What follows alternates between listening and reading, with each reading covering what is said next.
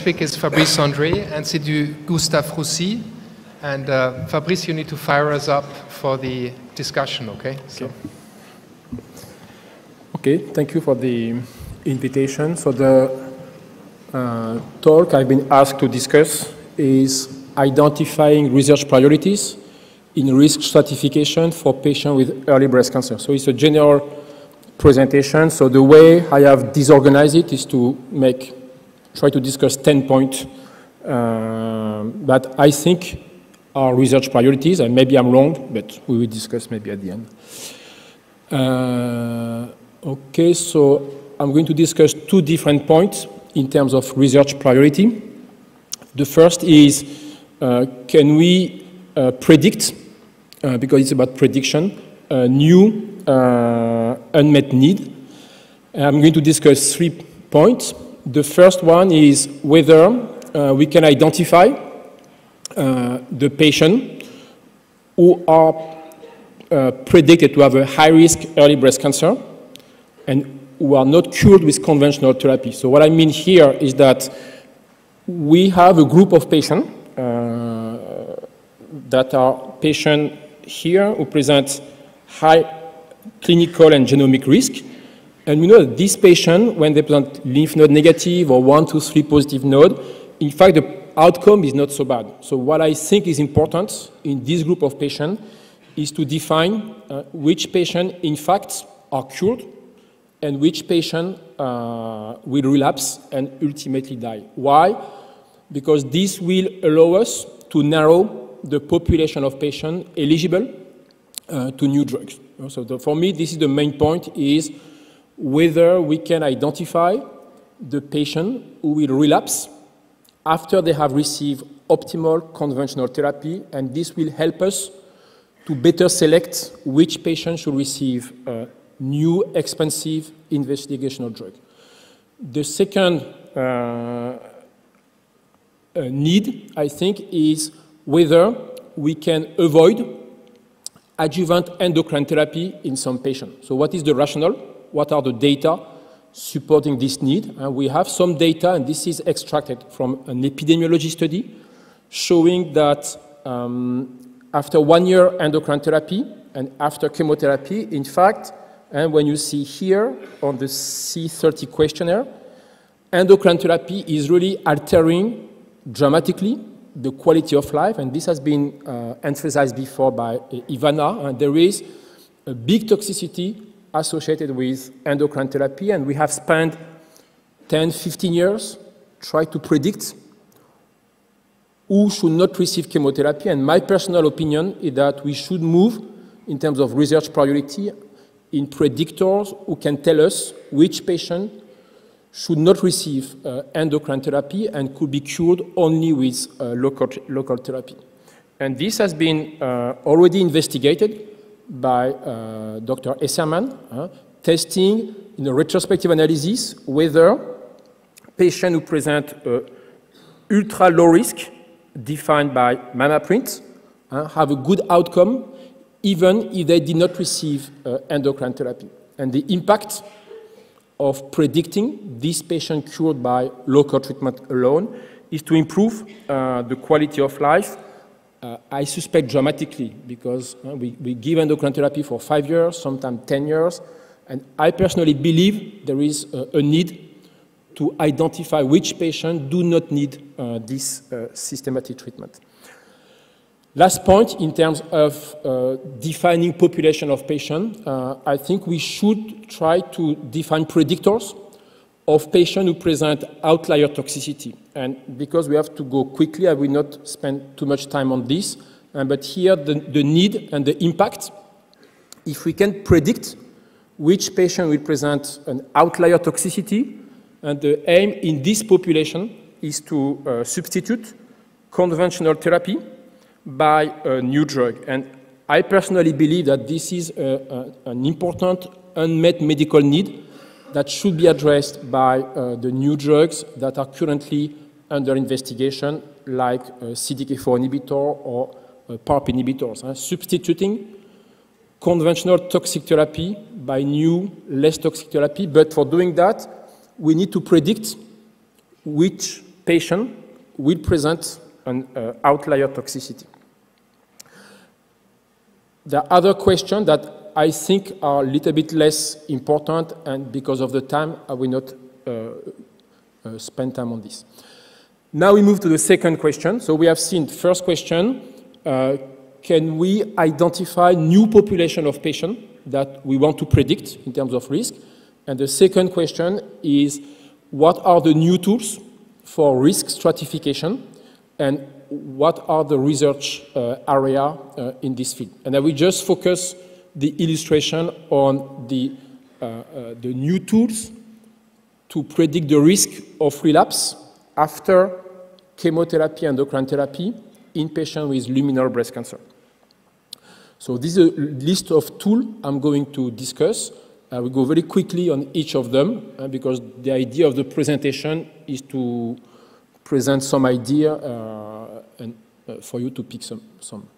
So first question, can we identify some driver alteration that predict the risk of relapse in patients optimally treated?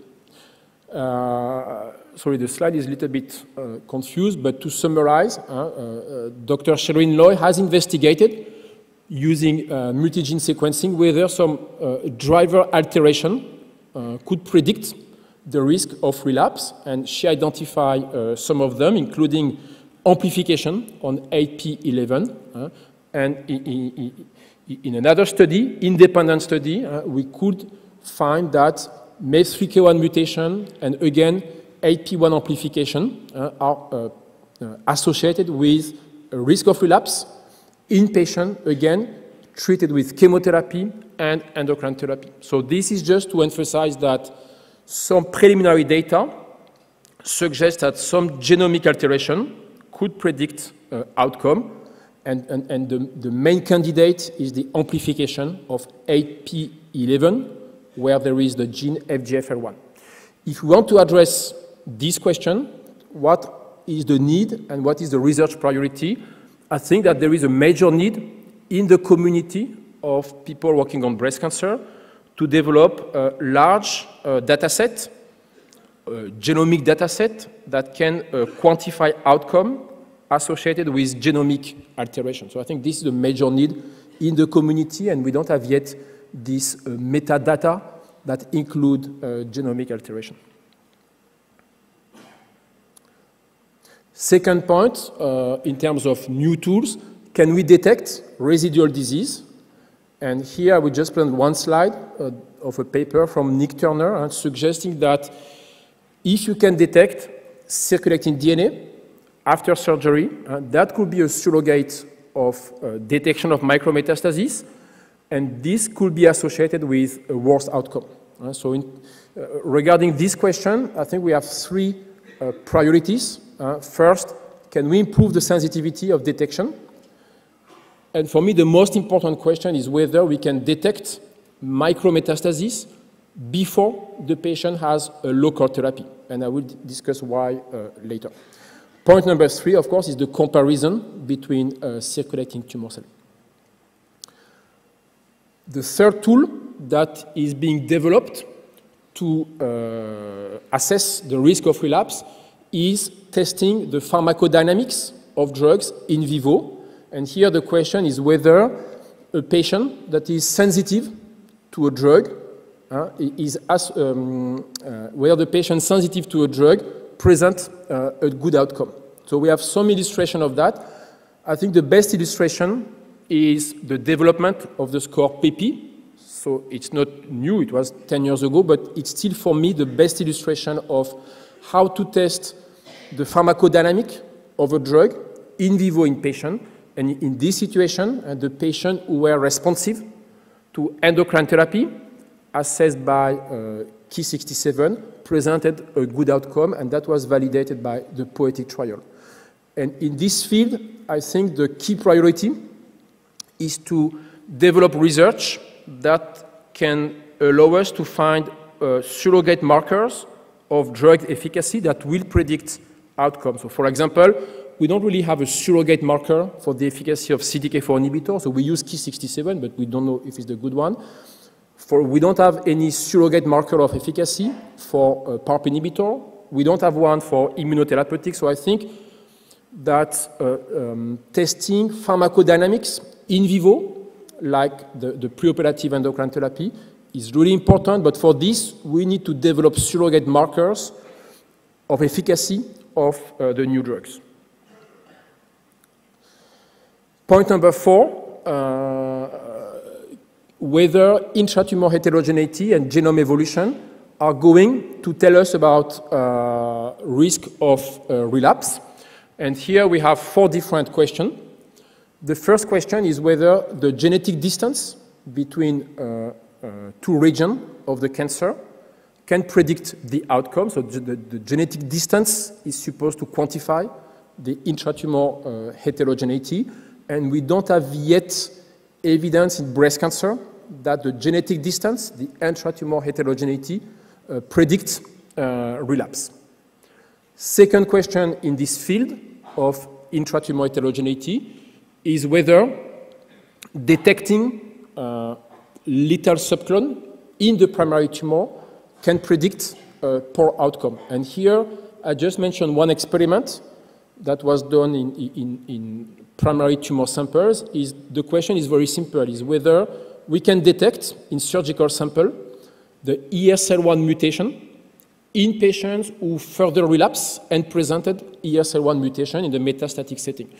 And this is just one illustration on 4 samples. And as you can see, we could detect the ESR1 mutation only in 1 out of 4 primary tumor samples. And why I use this illustration is just because I think one of the key priorities to predict relapse is to develop methods, new technologies that can detect lethal subclone in primary tumor. Of course, we don't know if they are here, but at least we need to develop research to be able to detect them. Last 2 points, whether genomic instability can predict relapse. And as you know, genomic instability is a surrogate of genome evolution and intratumor heterogeneity. And one of the questions that I think is quite simple to address is whether the genomic instability assessed by next generation sequencing or CGH array predict outcome. And in this example, the patient who presented a high number of chromosome break presented a poor outcome. And again, this is in the context of assessing genome evolution and stability and intratumor heterogeneity. And here it was number of chromosomal breakpoint. Last point, genome evolution. Can we detect in early breast cancer, and can we monitor what we call the drivers of genome evolution? What we have learned from metastatic breast cancer is that there are a few mutational processes, like here, for example, ApoBec, that drive the genome evolution. And one of the and this mutational process, in the metastatic setting, predict poor outcome. So I think there is a need in early breast cancer, and in the context of follow-up, I have a problem with my hand, to monitor whether mutational process could predict relapse. Monitoring, assessing at baseline, but also monitoring maybe in normal tissue or in other source of tissue. I will skip the last point, that is artificial intelligence, and just to say that there are 3 possible applications that I see. First is high-throughput genomics and data integration. Second is multiplex molecular pathology. And third is radiomics. We still don't know, to be very honest, if new method of machine learning will improve the prediction as compared to more conventional statistical method. Conclusion, what we need is integration, and I will just review quickly what I think are the most important need and priorities.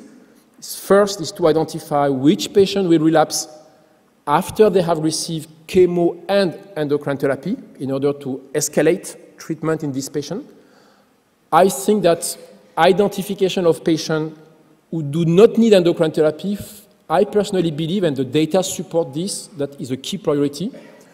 And point number 3, which patient will present an outlier toxicity in order to substitute conventional therapy by new drugs. And last slide, in terms of new technologies, new tools, I think we need a large database that we need to construct in the community to allow us to assess outcome associated with alteration and to start learning how to use AI. In the field of micrometastasis, the comparison ctDNA, CTC seems to be important. We need to develop new surrogate of drug efficacy to define which patients are sensitive in vivo to new drugs, and we need to work more on genomic instability, subclonal detection, and genome evolution, I think, is the last slide. I hope I was not too long. Peter, or thank you for that.